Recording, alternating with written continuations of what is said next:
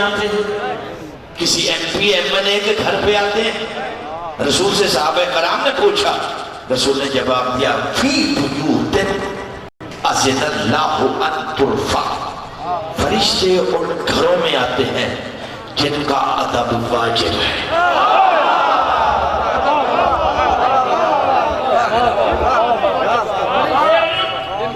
فرشتے ان گھروں میں آتے ہیں جن کا ادب. صحابہ نے پوچھا یا رسول اللہ وہ کس کے گھر ہیں, وہ کن کے گھر ہیں جن کا ادب واجب ہے؟ رسول فرماتے ہیں بیوت الانبیاء, وہ نبیوں کے گھر ہیں. پیر والوں میرا جملہ ظاہر ہوگا, میں زندگی بھر دکھ رکھوں گا. میں پڑھنے میں خیانت کرنا حرام سمجھتا ہوں. علم زہرا کی بیٹی نے دیا ہے, مومنوں کی امانت ہے, سکون سے پڑھتا ہوں. سرکار کس کے گھروں میں؟ نبیوں کے گھروں میں. پہلے خلیفہ حضرت ابو بکر رضی اللہ تعالی عنہ کھڑے ہو گئے. فَأَشَارَ إِلَىٰ بَيْتِ عَلِيٍّ وَفَاطِمَةٍ. نہیں جاگو گے تو مجھے دکھ ہوگا. حضرت ابو بکر رضی اللہ تعالیٰ عنہ اٹھے, رسول کے سامنے اٹھ کر ہاتھ اٹھا کر علی اور بطول کے گھر کی طرف اشارہ کر کے پوچھا یا رسول اللہ احاذ البیت منہم, جن گھروں کا ادب واجب ہے کیا یہ گھر ان گھروں میں شامل ہے؟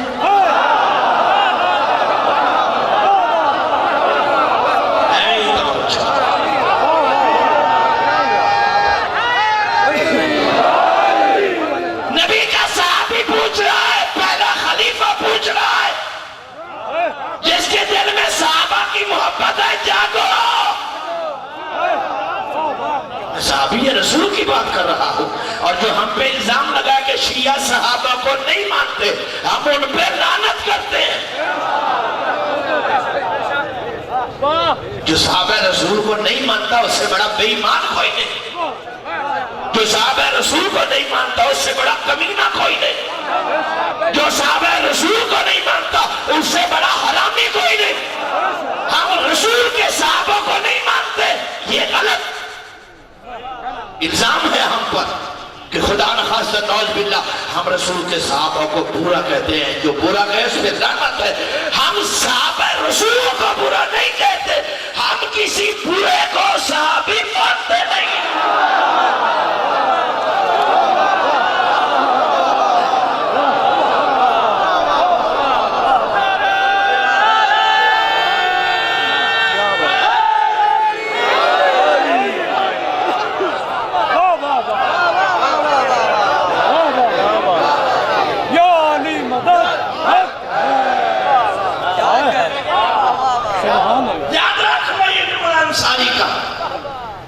صحابہ کو برا کہنے والا, برا کمینہ, حرامی, کتے کا بچہ, جو رسول کے صحابہ کو برا کہے. ہم شیعہ بازار میں اس میں لعنت کرتے ہیں. برے کو صحابی بنانے والے کے لیے کوئی فیصلہ تو بھی کر.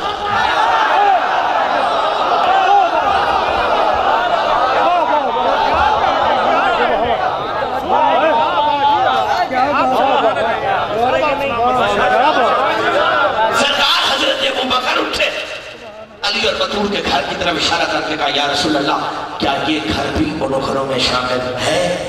رسول فرماتے ہیں نہیں, یہ گھر ان گھروں میں شامل نہیں ہے.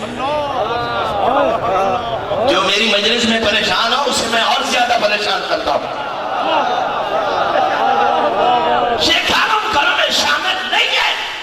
فرمایا یا رسول اللہ کیوں؟ فرمایا ہوا افاضلہم, علی اور بطول کا گھر آدم سے لے کر عیسیٰ تک نبیوں کے گھروں سے افضل ہے.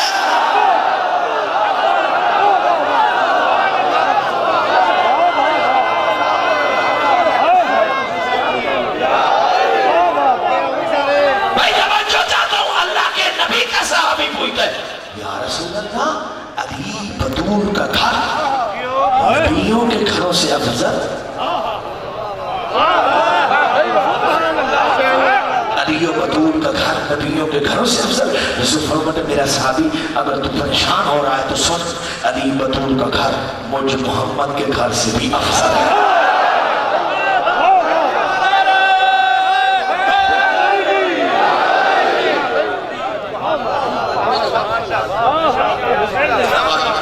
ذکر اہل بیت زندہ باد، محبت آل محمد زندہ باد، محبت اہل بیت زندہ باد، ولایت علی زندہ باد، ولایت پر قائم رہنے والے زندہ باد. رسول فرماتے ہیں میرے گھر سے بھی سید سرکار حضرت ابوبکر رضی اللہ حیران ہو کر پوچھے سرکار آپ نبیوں کے سردار امام الانبیاء آپ کے گھر سے علی اور بطول کا گھر افضل کیسے؟ رسول فرماتے ہیں اس لیے افضل ہے کہ نبیوں کے گھروں کا احترام ان کی امتوں پر واجب ہے. فاطمہ کے گھر کا احترام مجھ محمد پر.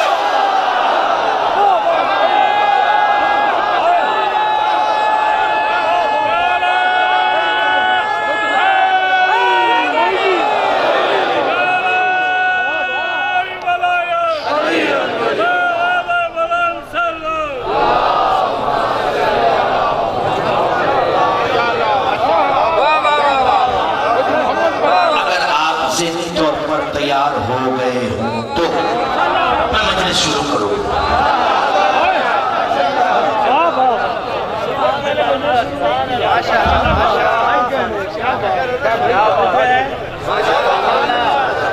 آپ سے یہ گمان نہ کرے بی بی پڑھ آیت کہاں رہی ہے؟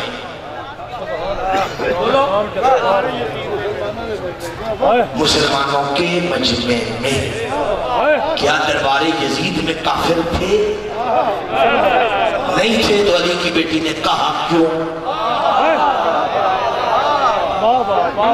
اس مزاج کی قرآن میں 2 آیات ہیں جہاں مسلمانوں کے مجمع میں اللہ نے کہا کہ کافر. آج میں پیر محل کے قبروں میں سوئے ہوئے علی والوں سے دعا نہ لے جاؤں تو انصاری نام ہی نہیں. کیا مجال ہے تم نہ بولو. 18 ذی الحج کا دن ہے، مقام قدیر خم ہے. اللہ نے اپنے رسول کو روک دیا. یا ایھا الرسول بلغ ما انزل الیک من ربک وان لم تفعل فما بلغت رسالته واللہ یعصمک من الناس ان اللہ لا یہدی القوم الکافرین.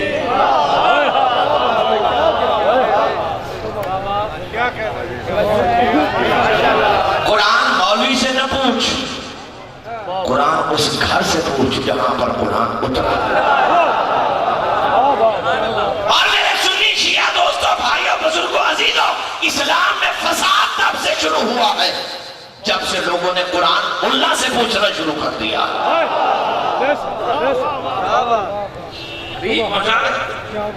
حکم خدا تھا، نبی نے تعمیر، غریب نہیں پڑھنا چاہتا، اشارہ دینا چاہتا. نبی نے تعمیر کی. جو ہی تعمیر مکمل ہو گئی ماحول میں ایک تبدیلی واقع ہوئی. میں کیا کہہ رہا ہوں، مجمع کے ماحول میں مجمع سے الگ بیٹھنے کا رواج غدیر سے شروع ہوا تھا.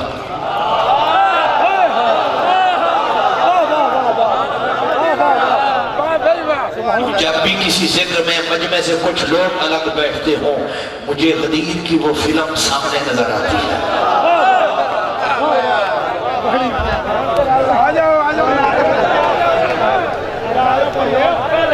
چنگے راسوں سلوات پڑھیے بآواز سے بولا.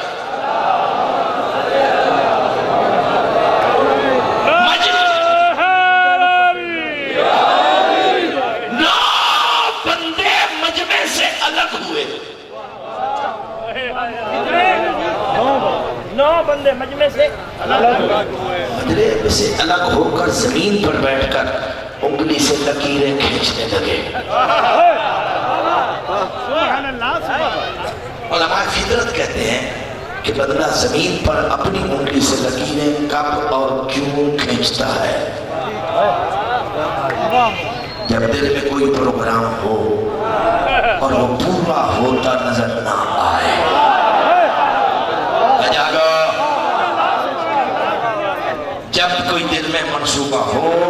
پورا ہوتا نظر نہ آئے تو اس وقت بے بسی کے عالم میں، بے کسی کے عالم میں، مجبوری کے عالم میں کر کچھ نہیں سکتا بندہ، زمین پر انگلی سے لکیریں کھینچتا ہے.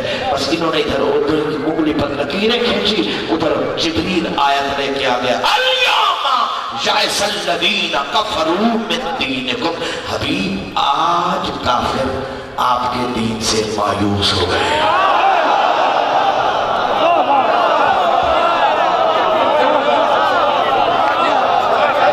آج کافر محمد تیرے دین سے مایوس ہو گئے. ارے بھئی غدیر میں کافر تو تھے نہیں، آجی تھے، آجی تھے، تازے تھر صاف، سورج کی چمک نظر آ رہی تھی. توجہ چاہتا ہوں دوستان گرامی، میں نے اللہ سے پوچھا پروردگار غدیر میں تو کافر تھے نہیں، تو کسے کافر کہہ رہا ہے؟ آواز قدرت انسانی میں قانون بنا رہا ہوں.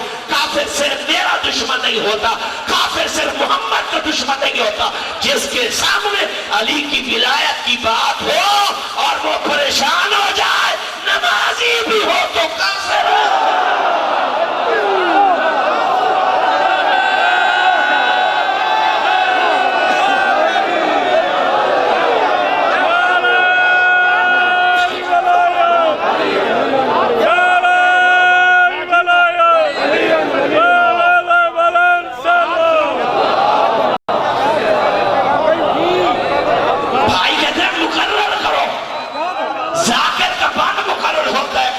مقرر ہوتا ہے، شعر مقرر ہوتا ہے. قرآن نے 1400 سال پہلے میدان غدیر میں اعلان کر دیا تھا کہ صرف دشمن خدا کافر نہیں، صرف دشمن مصطفیٰ کافر نہیں، جو دل میں بھی ولایت سے کوڑے، چاہے مسجد کی صفوں پہ کھڑا ہو، چاہے نبی کے ساتھ کھڑا ہو اور ولایت علی اسے اچھی نہ لگے، نمازی ہو کے بھی کافر.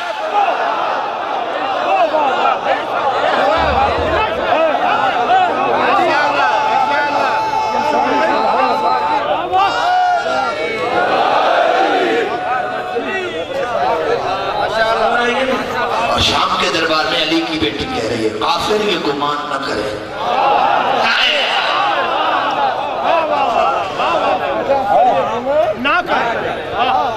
شام میں کسی میں جرت تھی تو اٹھ کے کہہ دیتا رسول کی بیٹی ہم کلمہ پڑھتے ہیں، آپ ہمیں کافر کہہ رہی ہو. یزید اور اس کے حواریوں کو چپ لینا، انہوں نے مان لیا تھا کہ دشمن علی و حسین ہی تو کافر ہوتا ہے.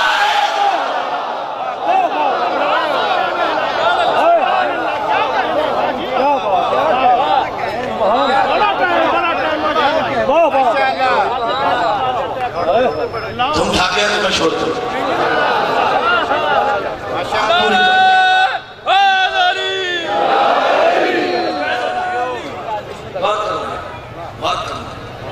اس کے بعد یہ بھی متوجہ ہوئی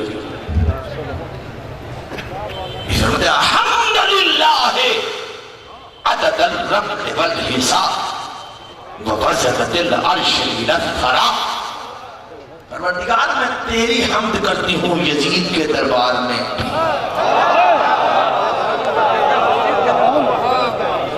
کیسی حمد؟ عدد الرمل والحساب، اتنی تیری تعریف جتنے کائنات میں سنگ ریزے. والحساب، تیری اتنی تعریف جتنی کائنات میں ریت کے ذرات.